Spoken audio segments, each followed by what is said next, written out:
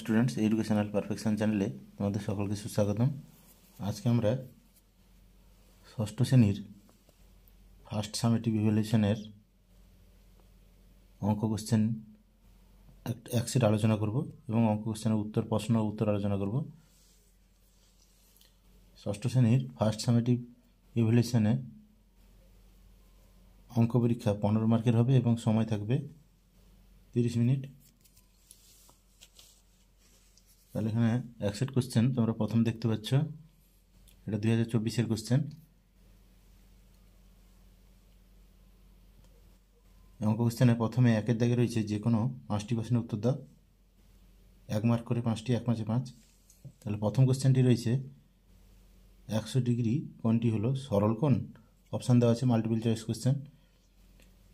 সরল কোণ নাকি সূক্ষ্মকোণ নাকি সমকোণ নাকি স্থূলকোণ। তাহলে 100 ডিগ্রি কোণের মানটা যেহেতু 90 ডিগ্রির চেয়ে বেশি কিন্তু 180 ডিগ্রির চেয়ে কম, তাই এটা হবে স্থূলকোণ। অর্থাৎ এটা 90 ডিগ্রির চেয়ে বেশি হওয়ার জন্য এটা স্থূলকোণ হবে। সরল কোণ হলো 180 ডিগ্রি আর সূক্ষ্মকোণ হচ্ছে 90 ডিগ্রির চেয়ে কম মান, আর সমকোণ মানে পুরোপুরি 90 ডিগ্রি। এটা যেহেতু 90 আর 180-র মাঝখানে, তাহলে এটা স্থূলকোণ হবে। অর্থাৎ স্থূলকোণের ডান দিকে বক্সে টিক দিতে হবে। 2 দাগে রয়েছে শূন্যস্থান পূরণ করো। দুটি প্রকৃত ভগ্নাংশের গুণফল সর্বদা ড্যাশ ভগ্নাংশ হয়। তাহলে উত্তরটা হবে দুটি প্রকৃত ভগ্নাংশের গুণফল সর্বদা প্রকৃত ভগ্নাংশ হয়। অর্থাৎ প্রকৃত ভগ্নাংশের লব ছোট এবং হর বড় হয়। তাহলে এরকম লব ছোট হর বড় এরকম দুটি ভগ্নাংশ গুণ করলে সর্বদা লব ছোট থাকবে এবং হর বড় হবে। অর্থাৎ প্রকৃত ভগ্নাংশের দুটি গুণফল সর্বদা প্রকৃত ভগ্নাংশ হবে। 3 দাগে যেটা রয়েছে হলো 6x মাইনাস 1/3, 6x মাইনাস 4 এই সংখ্যামালাটিকে কথায় লিখো। তাহলে 6x মাইনাস 4 এই সংখ্যামালাটিকে কথায় লিখলে হবে 6x মানে হচ্ছে x-এর 6 গুণ। তাহলে -4 মানে তা থেকে 4 বিয়োগ বা 4 বাদ। তাহলে কথায় লেখা হবে x-এর 6 গুণের থেকে 4-এর বিয়োগফল। অর্থাৎ x-এর 6 গুণের থেকে 4কে বাদ দিলে 6x মাইনাস 4 হয়। 4 থেকে রয়েছে 1 সরল কোণ, 1/4 1 সরল কোণ সমান 2 গুণিতক ড্যাশ রয়েছে, শূন্যস্থান পূরণ করতে হবে। তাহলে আমরা জানি সরল কোণ মানে হচ্ছে 180 ডিগ্রি। তাহলে 1 সরল কোণ মানে হচ্ছে 180 ডিগ্রি। তাহলে 2 গুণিতক 180 ডিগ্রি সমান হচ্ছে 2 গুণিতক 90 ডিগ্রি। তাহলে 90 ডিগ্রি মানে হচ্ছে সমকোণ, 1 সমকোণ। তাহলে 2 গুণিতক 1 সমকোণ।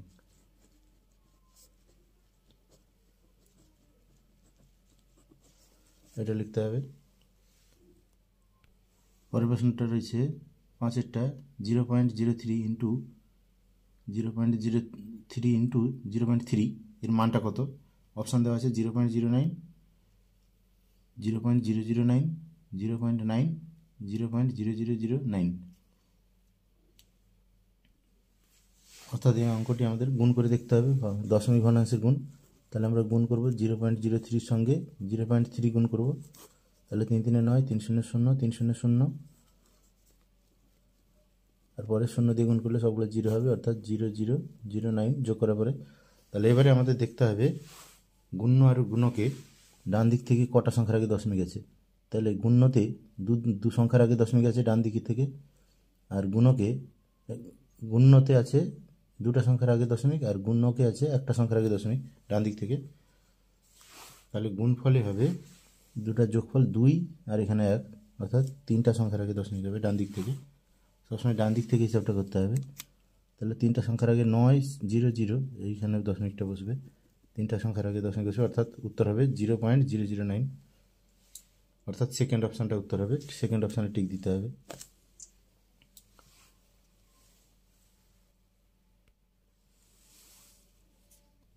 তাহলে এখানে যে কোনো 5টি প্রশ্নের উত্তর দিতে বলেছিল, 5টা প্রশ্নের উত্তর দেওয়া হয়ে গেছে, কিন্তু আমরা তারপরে একটু সবগুলো অঙ্কের সমাধান করব। 6 দাগে রয়েছে 1/6, কত মিনিটের 1/6 অংশ 6 মিনিট। তাহলে এটা সমাধান করব। তাহলে 1/6 অংশ হচ্ছে 6 মিনিট। তাহলে লিখব 1/6 অংশ সমান 6 মিনিট। তাহলে কত মিনিটের মানে হচ্ছে সেটা পুরো মিনিটটা হচ্ছে বা সম্পূর্ণ অংশ হচ্ছে 1 অংশ। তাহলে অতএব 1 অংশ সমান হবে 1/6 অংশ যদি 6 মিনিট হয় তাহলে 1 অংশ সমান হবে 6 ভাজিত বা 6 ভাজিত যে অংশটা ছিল সেটা পুরো ভাগ করতে হবে 1/6 দিয়ে। তাহলে এটা ভাগ করলে ভগ্নাংশের ভাগের নিয়ম অনুসারে 6 পরে গুণ চিহ্ন দেওয়া হবে, ভাগটা গুণ চিহ্ন করতে হবে এবং ভাগের পরের ভগ্নাংশটিকে অনন্য করতে হবে, উল্টাতে হবে, অর্থাৎ 1/6 আছে 6/1 হবে। তাহলে 6 মানে হচ্ছে 6/1, তারপরে 6/1, তাহলে দুটো লবে লবে গুণ হয়ে লবে বসবে 6 6 36 আর হরে হরে গুণ হয়ে 1 1 1 হবে 36/1, অর্থাৎ নিচের 1-এর কোনো গুরুত্ব নেই, না লিখলে চলে, অর্থাৎ 36 মিনিট। তাহলে আমরা পেলাম 36 মিনিট, অর্থাৎ 36 মিনিটের 1/6 অংশ হচ্ছে 6 মিনিট। তাহলে আমরা লিখলাম অতএব 36 মিনিটের 1/6 অংশ সমান 6 মিনিট। পরের সমস্যাটি রয়েছে 1-এর 7-এর দাগে। 95 সংখ্যাটিকে রোমান সংখ্যায় লেখো।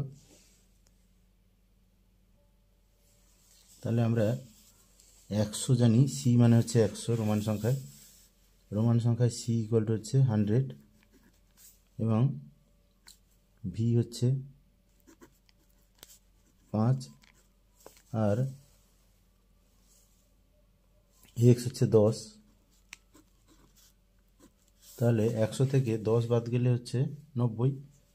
তাহলে বড় সংখ্যার থেকে বাদ দেওয়ার জন্য বাম দিকে লিখতে হবে, অর্থাৎ এক্স সি হলো 90, কেননা সি হচ্ছে 100, তার বাম দিকে যদি ছোট সংখ্যা থাকে তাহলে ছোট সংখ্যাটা বাদ যাবে, অর্থাৎ সি থেকে এক্স বাদ গেলে 100 থেকে 10 বাদ গেলে 90, তাহলে এক্স সি হচ্ছে 90। আর তার ডান ধারে ছোট সংখ্যা লিখলে বড় সংখ্যার ডান ধারে যদি ছোট সংখ্যা থাকে সেটা যোগ হবে, তাহলে এক্স সিটা একসঙ্গে বাম দিকে আছে যেটা বিয়োগ করা হলো, তাহলে সি হচ্ছে 100, তা থেকে 10 গেলে হচ্ছে 90, এক্স সি হচ্ছে 90। তার সঙ্গে যদি ভি তার পাশে লেখা হয় তাহলে ডান দিকে ছোট থাকলে সেটা যোগ করা হবে বড় সংখ্যার ডান দিকে ছোট সংখ্যা থাকলে, তাহলে এক্স সি 90, তার সঙ্গে ভি যোগ হলো 5, ভি মানে 5, তাহলে এক্স সিবি হলো 95, অর্থাৎ 95 সমান হচ্ছে এক্স সিবি রোমান সংখ্যায় লেখা হবে এক্স সিবি, উত্তরটা হবে এক্স সিবি। তাহলে 95 সমান হচ্ছে এক্স সিবি রোমান সংখ্যায়।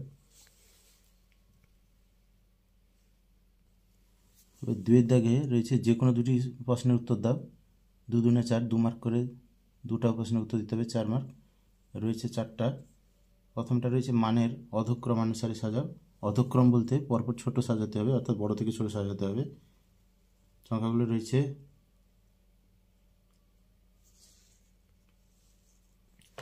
প্রথম রয়েছে 51,02,080, তারপর রয়েছে 51,08,200, তারপর রয়েছে 51,280, তারপর রয়েছে 51,82,000। তাহলে এখানে আমরা অধক্রম অর্থাৎ বড় থেকে ছোট সাজাবো, সবচেয়ে বড় রয়েছে তাহলে 51 লক্ষ, সবগুলোই 51 লক্ষ রয়েছে, তাহলে 51,82,000 সবচেয়ে বড়, সেটা আগে হবে। তারপরে হবে 51,08,200, এটা বড়।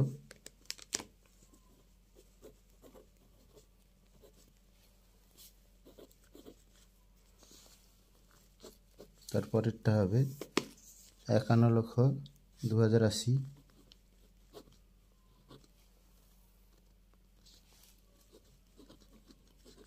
আর সবচেয়ে ছোট সংখ্যাটা হবে 51,280। তাহলে এটা গ্রেটার দেন 51,280। তাহলে আমরা সবচেয়ে ছোট সংখ্যাটা পেলাম 51,280। তাহলে সবচেয়ে বড় সংখ্যাটা হচ্ছে 51,82,000, তারপরে হচ্ছে 51,08,200, সেটা গ্রেটার দেন হচ্ছে 51,02,080, আর সবচেয়ে ছোট সংখ্যাটা হলো 51,280।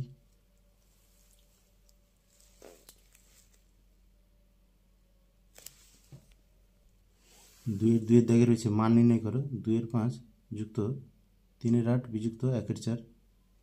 তাহলে ভগ্নাংশের যোগ বিয়োগ করতে হবে, সরলীকরণ করতে হবে, দিয়ে মান নির্ণয় করতে হবে।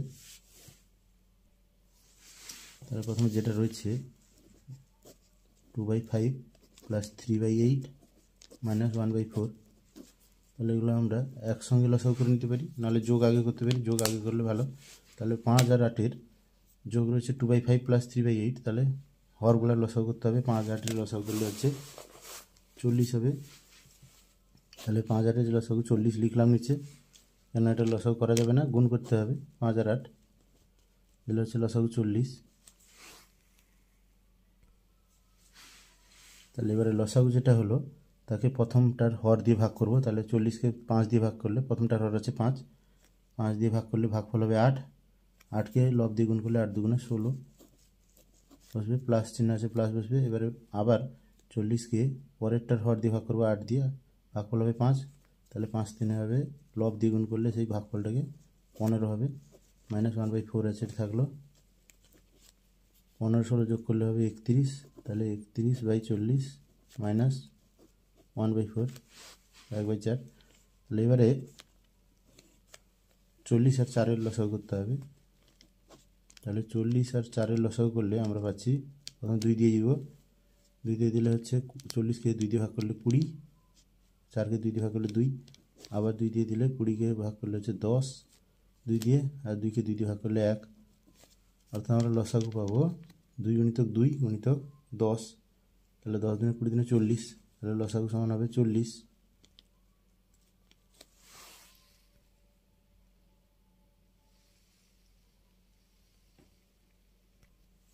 তাহলে লসাগুটাকে আমরা নিচে লিখব হর হিসাবে। এবার লসাগুকে যদি প্রথমটা হর দিয়ে ভাগ করলে 40-কে 40 দিয়ে ভাগ করলে ভাগফল হবে 1, 1-কে 31 দিয়ে গুণ করলে হচ্ছে 31, এবার বিয়োগ চিহ্ন আছে মাইনাস মাঝখানে বসবে। এবার একইভাবে 40-কে 4 দিয়ে ভাগ করলে হচ্ছে 10 ভাগফল, 10-কে লবে 1 আছে, 10-কে 10 গুণ করলে, তাহলে এবারে 31 থেকে 10 বিয়োগ করলে হচ্ছে 21, তাহলে 21 হবে 40, হরে যেটা আছে সেটা বসবে। অর্থাৎ মান নির্ণয় করে আমরা পাচ্ছি 21/40, এটা কাটাকাটি হবে না বা লঘিষ্ঠ আকারে করা যাবে না, তাই 21/40টাই উত্তর হবে। পরের সমস্যাটিতে আসি। 3 দাগে রয়েছে সংখ্যামালাটিকে কথায় লেখো p/3 - 4। তাহলে এটাকে বীজগাণিতিক সংখ্যামালাটিকে কথায় লিখতে হবে। তাহলে p/3 - 4 এটাকে কথায় লিখলে আমরা পাচ্ছি p/3 মানে হচ্ছে p-কে 3 দিয়ে ভাগ, তাহলে p-কে 3 দিয়ে ভাগ করে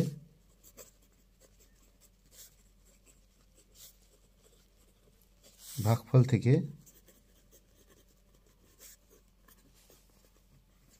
4 বিয়োগ,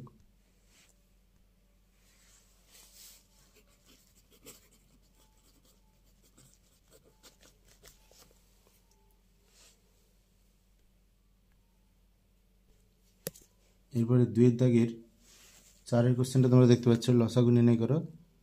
32 40 এবং 72 এই 3টা লসাগু নির্ণয় করতে হবে।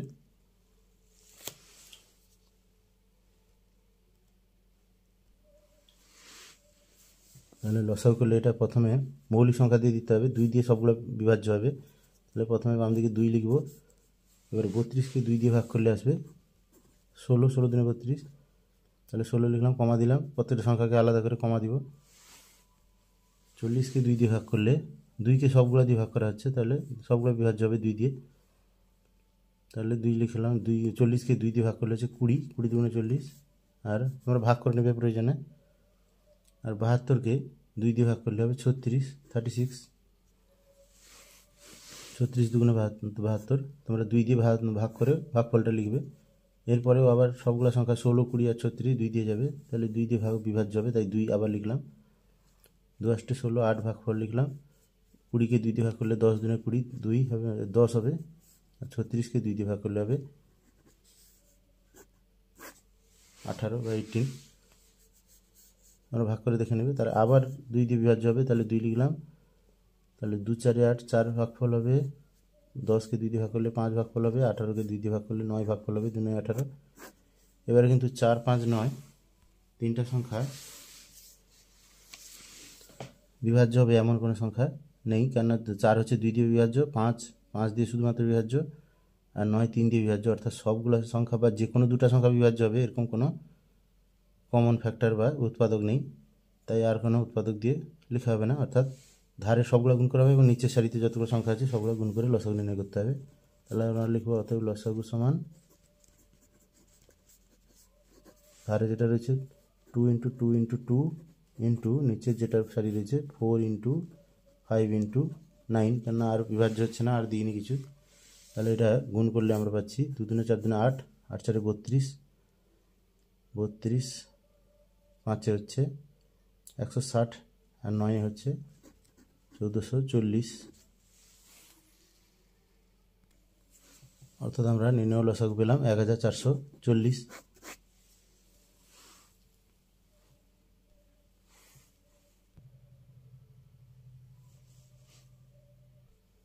তিনের দাগের সমস্যায় আসি। তিনের দাগের সমস্যার সমাধানে তিনের দাগে রয়েছে যে কোনো দুটি প্রশ্নের উত্তর দাও। 3 × 2 = 6 মার্ক, অর্থাৎ 3 মার্ক করে দুটো প্রশ্নের উত্তর দিতে হবে। প্রথমটা তোমরা দেখতে পাচ্ছ 3-এর 1-এ 48টি রসগোল্লা এবং 64টি সন্দেশ কোনোটি না ভেঙে সবচেয়ে বেশি কতজনকে সমান সংখ্যায় দেওয়া যাবে হিসাব করো। তাহলে 48টি রসগোল্লা এবং 64টি সন্দেশ কোনোটা ভাঙা যাবে না, সবচেয়ে বেশি কতজনকে দেওয়া যাবে।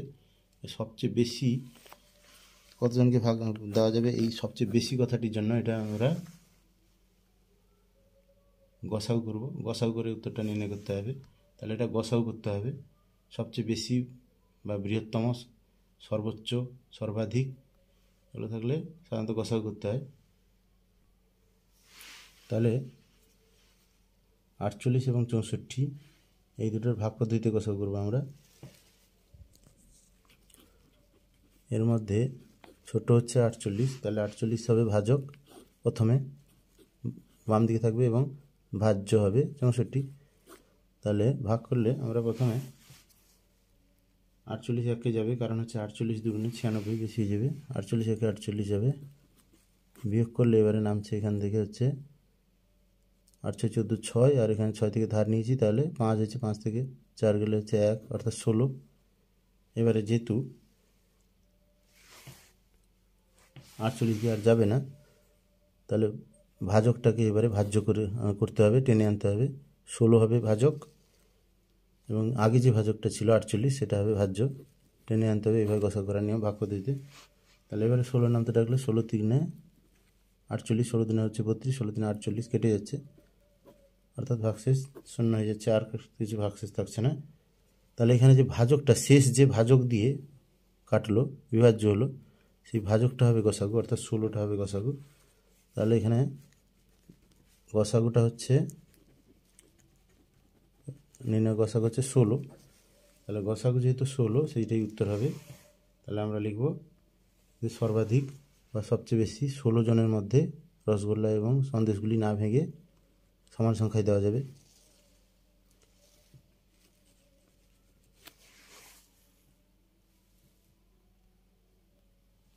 তাহলে আমরা লিখলাম অতএব রসগোল্লা এবং সন্দেশগুলি না ভেঙে সবচেয়ে বেশি 16 জনকে সমান সংখ্যায় দেওয়া যাবে।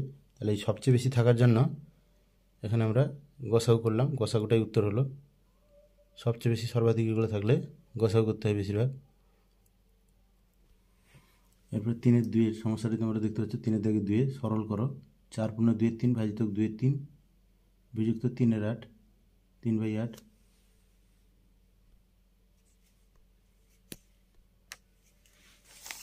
তাহলে এটা প্রথমে মিশ্র ভগ্নাংশটাকে অপকৃত ভগ্নাংশ করে নিব। তাহলে হরকে পূর্ণ সংখ্যা দিয়ে গুণ করতে হবে, 4 × 3 = 12, যুক্ত লবটাকে যোগ করতে হবে। তাহলে 4 × 3 = 3 × 4 = 12, যুক্ত 2, তাহলে 12 আর 2 যোগ করলে 14, তাহলে 14/3 হবে।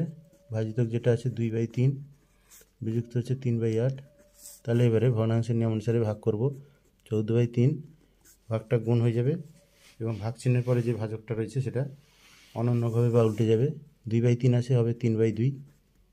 তারপরে বিয়োগ যেটা আছে সেটা তো থাকবে, তোলা হলো, সরল করা হচ্ছে যেহেতু সবটা তুলতে হবে। এবারে 3 3 কোনাকুনি কাটাকাটি হবে গুণের সময় ভগ্নাংশের। 3 3 কেটে গেল, 3 একে 3, 3 একে 3, দুটো 1 হয়ে গেল। আর 2 দিয়ে 14কে কাটাকাটি হবে কোনাকুনি, 2 একে 2, 2 7 14, অর্থাৎ 14কে 2 দিয়ে ভাগ করে, দুটো একই সংখ্যা দিয়ে ভাগ করে ভাগফলটা লিখলাম। 2কে 2 দিয়ে ভাগ করলে 1, দুই 7, 14কে 2 দিয়ে ভাগ করলে 7, অর্থাৎ এবারে লবে লবে যেটা আছে গুণ করব, 7 একে 7, উপর লবে এলো 7 আর হরে 1, অর্থাৎ 7 বিযুক্ত 3/8। তাহলে এবারে হরে যেটা দুটো সংখ্যা এসছে 1 আর 8, তাদের লসাগু হবে 8 হবে গুণ করে। এবারে লসাগুকে প্রথম হরটা দিয়ে ভাগ করলে ভাগফল 8, 8 সাথে আর লবে যেটা যেটা গুণ করতে হবে ভাগফলকে, তাহলে 8কে 1 দিয়ে ভাগ করলে 8, 8 সাথে 56 হবে, বিয়োগ চিহ্ন আছে, বিয়োগ চিহ্ন লিখতে হবে মাঝখানে। এবার 8কে 8 দিয়ে ভাগ করলে ভাগফল 1, এবার লবে আছে 3, 1 3 3 হবে, তাহলে 56 বিযুক্ত 3 সমান চিহ্ন দিয়ে 56 বিযুক্ত 3 হবে, 56 থেকে 3 গেলে হচ্ছে 53, 53/8। এবারে 53কে যেহেতু ফলাফলটা ভগ্নাংশের উপরেরটা লবটা বড় হয়ে গেছে এবং হরটা ছোট হয়ে গেছে, তাহলে অপকৃত ভগ্নাংশে রাখা যাবে না, উত্তরটাকে মিশ্র ভগ্নাংশে রাখলে ভালো, রাখা উচিত। তাহলে আমরা 53কে 8 দিয়ে ভাগ করব, তাহলে 8 সাথে 56 হয়ে যায়, 8 5 8 6 48, তাহলে বিয়োগফল হবে 5, অর্থাৎ ভাগফলটা হবে পূর্ণ, তাহলে 6 পূর্ণ, ভাগফলটা হচ্ছে পূর্ণ আর ভাগশেষটা উপরে হবে, তাহলে 6 পূর্ণ 5 বাই যেটা হরে ছিল সেই 8 থাকবে, অর্থাৎ উত্তর হবে 6 পূর্ণ 5-এর 8, এটাই হচ্ছে সরলতম মান। এবারে 3-এর দাগে 3-এর প্রশ্নটিতে আমরা দেখতে পাচ্ছি একটি কম্পিউটার কোম্পানি 40 জন ইঞ্জিনিয়ার নিয়ে 30 দিনে 180টি ল্যাপটপ তৈরি করতে পারে। তাহলে 200 দিনের মধ্যে 2700টি ল্যাপটপ তৈরি করতে কতজন ইঞ্জিনিয়ার লাগবে? তাহলে এটা ঐকিক নিয়মে সমাধান করতে হবে। তাহলে 3-এর দাগে 3-এর সমাধানটা ঐকিক নিয়মে করতে হবে। তো প্রথমে লিখে ফেলবো সমস্যাটি, সাজিয়ে ফেলবো। তাহলে গণিতের ভাষায় সমস্যাটি হলো, এখানে 3টা রাশি রয়েছে। প্রথমে রয়েছে ইঞ্জিনিয়ার সংখ্যা, কজন ইঞ্জিনিয়ার কাজ করছে, তারপর রয়েছে দিন সংখ্যা, তারপর রয়েছে ল্যাপটপ সংখ্যা। তাহলে বলেছে প্রথমে 40 জন ইঞ্জিনিয়ার 30 দিনে, অর্থাৎ দিন সংখ্যা নিচে লিখে 30, তাহলে ল্যাপটপ তৈরি করছে 180টি, অর্থাৎ 40 জন ইঞ্জিনিয়ার 30 দিনে 180টি ল্যাপটপ তৈরি করছে, ল্যাপটপ সংখ্যা হচ্ছে 180। তাহলে প্রশ্নের ইঞ্জিনিয়ার সংখ্যাটা জানতে চাইছে কতজন ইঞ্জিনিয়ার লাগবে।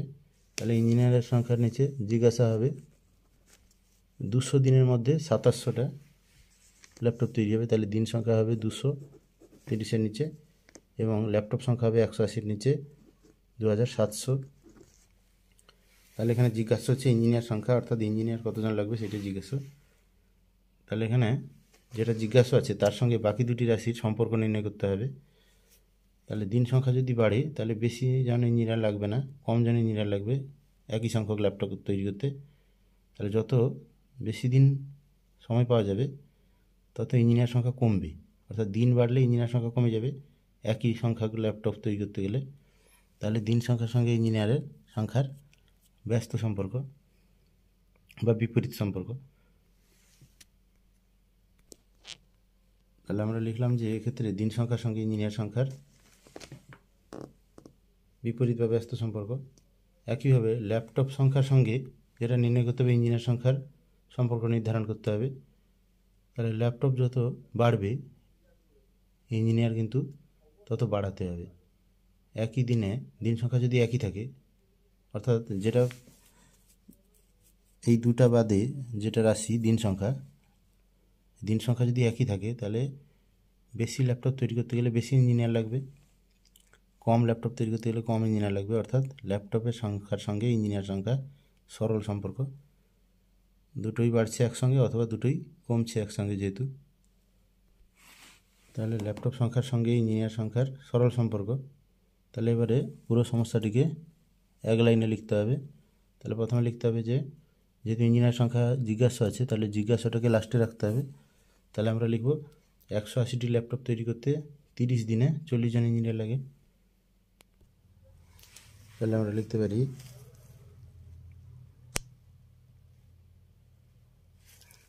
30 দিনে 180টি ল্যাপটপ তৈরি করতে 40 জন ইঞ্জিনিয়ার লাগে।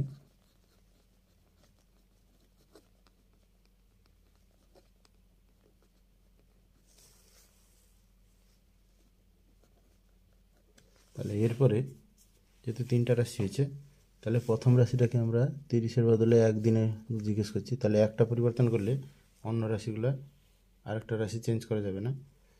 তাহলে একদিনে 180টি ল্যাপটপ তৈরি করতে, তাহলে দিন সংখ্যা যদি আমরা কমাই তাহলে ইঞ্জিনিয়ার বেশি লাগবে, তাহলে আমরা ব্যস্ত সম্পর্কে গুণ করতে হবে। তাহলে 40 ইন্টু 30-এর বদলে 1 এসছে, তাহলে যার বদলে 1 এসছে সেটা গুণ করতে হবে, 30 গুণ করতে হবে, জন ইঞ্জিনিয়ার লাগবে। এবারে যেটা চেঞ্জ করেছি এর আগের লাইনে সেটা সে একই রাখবো, পরপর 2 লাইন একই রাখবো। তাহলে প্রথমটা একদিনে থাকবে, এবারে 180টা 2 লাইন হয়ে গেছে একই আছে, এবারে সেটা চেঞ্জ করবো, একটি 180-র বদলে 1 করতে হবে এই নামে। তার অর্থাৎ একদিনে একটি ল্যাপটপ তৈরি করতে, তাহলে 180টা ল্যাপটপ তৈরি করতে যতজন ইঞ্জিনিয়ার লাগছিলো একটি ল্যাপটপ তৈরি করতে কম ইঞ্জিনিয়ার লাগবে, সরল সম্পর্ক যেহেতু ভাগ হবে। তাহলে আগের লাইনে যেটা আছে পুরোটাই তুলতে হবে, 40 গুণিতক 30 বাই হচ্ছে যার পরিবর্তে 1 এসছে 180 পরিবর্তে, তাহলে 180টা বাই হবে, বাই 180। এরপরে দুটোই যেহেতু 1 হয়ে গেছে এবং দিন সংখ্যা পরপর দুটো লাইন 1 আছে, তাহলে এবারে দিন সংখ্যা চেঞ্জ করতে হবে। দিন সংখ্যা হবে, প্রশ্ন যেটা চাইছিল 200 দিনে, তাহলে এবারে 200 দিনে, তাহলে দিন সংখ্যাটা চেঞ্জ করেছি, তাহলে আর একটা রাশি একই রাখবো, ল্যাপটপ সংখ্যা একই রাখবো, 1 রাখবো আগের লাইনের মতো। তাহলে 200 দিনে যদি একটি ল্যাপটপ তৈরি করতে হয়, তাহলে দিন সংখ্যা বেড়ে গেছে, তাহলে ইঞ্জিনিয়ার কম লাগবে, তাহলে নিচে ভাগ হবে। তাহলে 40 ইন্টু 30 যেটা আছে আগের লাইনটা পুরোটা তুলতে হবে। এবারে যেহেতু একের পরিবর্তে 200 করা হয়েছে, অর্থাৎ ইঞ্জিনিয়ার সংখ্যা বাড়ছে, তাহলে সেটা দিন সংখ্যা বাড়ছে, তাহলে দিন সংখ্যা বাড়ছে মানে ইঞ্জিনিয়ার সংখ্যা কমবে, আর কমলে ভাগ হবে মানে হরে গুণ করতে হবে, তাহলে হরে 200 গুণ করতে হবে, ভাগ হলে হরে গুণ করতে হবে, আর গুণ হলে লবে গুণ করতে হয় ওই নিয়মে। তাহলে এরপরে 200টা এক লাইন হয়েছে, আবার এক লাইনে 200, দিনটা চেঞ্জ করবো না, অর্থাৎ 200 দিন থাকবে। এবারে ল্যাপটপ সংখ্যা হবে 2700, 2700, তাহলে 200 দিনে 2700 ল্যাপটপ তৈরি করতে, অর্থাৎ ল্যাপটপ সংখ্যা বেড়ে যাচ্ছে, তাহলে সময় বেশি ইঞ্জিনিয়ার লাগবে, তাহলে লবে গুণ করতে হবে। তাহলে যেটা ছিল সেটা পুরোটাই তুলবো, 40 ইন্টু 30 বাই 180 ইন্টু 200, যা ছিল আগের লাইনে পুরোটাই তুলবো। এবারে একের পরিবর্তে হচ্ছে 2700 ল্যাপটপ সংখ্যা, তাহলে ল্যাপটপ সংখ্যা বেড়েছে মানে ইঞ্জিনিয়ার বেশি লাগবে, অর্থাৎ লবে গুণ করতে হবে, বেশি লাগলে লবে গুণ করতে হবে, তাহলে 2700। এবারে এটা কাটাকাটি করলেই আমাদের উত্তরটা এসে যাবে, তাহলে এটা ঠিকঠাক কাটাকাটি করতে হবে। তাহলে শূন্য ডান দিকে লবে হরে, ডান দিকে শূন্য আছে, শূন্যগুলো কেটে যাবে, আরও একটা শূন্য আছে, আরও একটা শূন্য, 2700 শূন্য সঙ্গে কেটে যাবে। আবার 40-এর শূন্য এককের ঘরে এবং 180-র এককের ঘরে শূন্য কেটে যাবে, অর্থাৎ 10 দিয়ে কেটে ভাগ করে লেখা হলো। এবারে 2 দিয়ে 200-র 2টা থেকে গেছে, সেটা 2-একে 2, আর হচ্ছে 4 লবে রয়েছে, 4কে 2 দিয়ে ভাগ করলে 2 দুনে 4, তাহলে ভাগফলটা লিখলাম, একই সংখ্যা দিয়ে ভাগ করে ভাগফলটা লিখলাম, 2কে 2 দিয়ে ভাগ করলে 1, আর 4কে 2 দিয়ে ভাগ করলে 2। এবারে 18 আর 27 কাটাকাটি হবে দুটো 3 দিয়ে, বা 9 দিয়েও কাটাকাটি করা যেতে পারে, 9 3 27, 9 2 18, ভাগফলগুলো লিখলাম, 18কে 9 দিয়ে ভাগ করে 2, 27কে 9 দিয়ে ভাগ করে 3। এবারে আবার লবে 4কে ভাগ করে যে 2 এসেছিল, আর হরে 2 আছে, লব হরে 2 2 কেটে যাবে, 2কে 2 দিয়ে কাটলে 2-একে 2, 1 ভাগফল, নিচেও 1 ভাগফল। এবারে নিচে হরে সব 1 হয়ে গেছে, তাহলে আর কোনো কাটাকাটি হবে না, লবে যেগুলো আছে সেগুলো গুণ করে দিতে হবে। তাহলে লবে রয়েছে আমরা দেখতে পাচ্ছি 30 আর 3, এখানে 1 হয়ে গেছে, 30 3, তাহলে 30 3 90, আর হরে 1 আছে, তাহলে 90/1 বা 90 হবে উত্তর, অর্থাৎ হচ্ছে 90 জন ইঞ্জিনিয়ার লাগবে 2700টা ল্যাপটপ 200 দিনে তৈরি করতে, 90 জন ইঞ্জিনিয়ার লাগবে।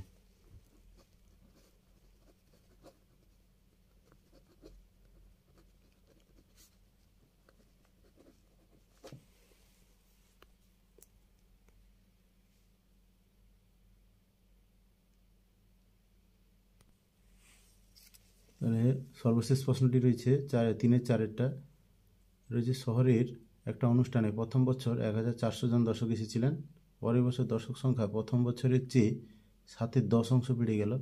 তাহলে পরের বছরে মোট কতজন দর্শক এসেছিলেন হিসাব করো।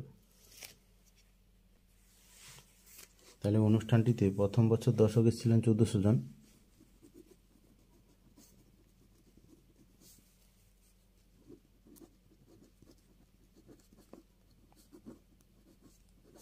এক 1400 জন দর্শক এসেছিলেন প্রথম বছরে।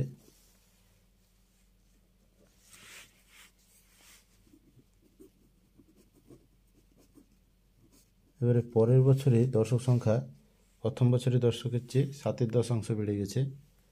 তাহলে দর্শক সংখ্যা পরের বছর বেড়েছে।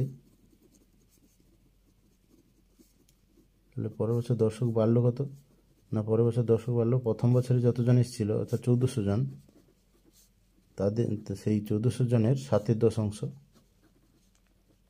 অর্থাৎ এর মানে গুণ করতে হবে, অর্থাৎ 1400 ইন্টু হচ্ছে 7-এর 10। তাহলে এখানে 1400 মানে 1400/1। তাহলে হচ্ছে কোনাকুনি কাটাকাটি হবে, 10-এর শূন্যের সঙ্গে 1400 শূন্য কেটে গেলে 10 দিয়ে ভাগ করা হলো, অর্থাৎ কেটে 140 এলো। তাহলে লবে যেটা আছে 140 আর 7 গুণ করতে হবে, 140 আর 7 গুণ করলে হবে 980 জন। 1400 জনের 7-এর 10 অংশ হচ্ছে 980 জন, অর্থাৎ পরের বছরে দর্শক সংখ্যা বেড়েছে 980 জন।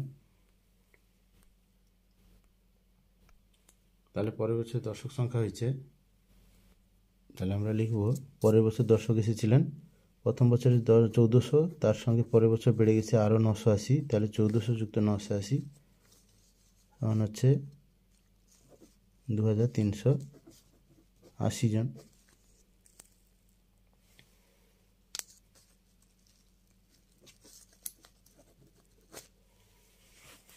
তাহলে আমরা লিখতে পারি অতএব পরের বছর মোট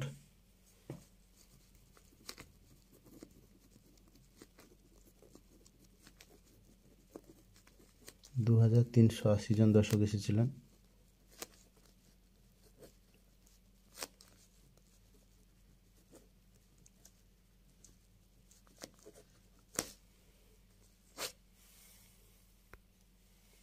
তাহলে আমরা ষষ্ঠ শ্রেণীর অঙ্ক বিষয়ের ফার্স্ট সামেটিভ কোশ্চেনের একটা সেটের প্রশ্ন উত্তর আলোচনা করলাম।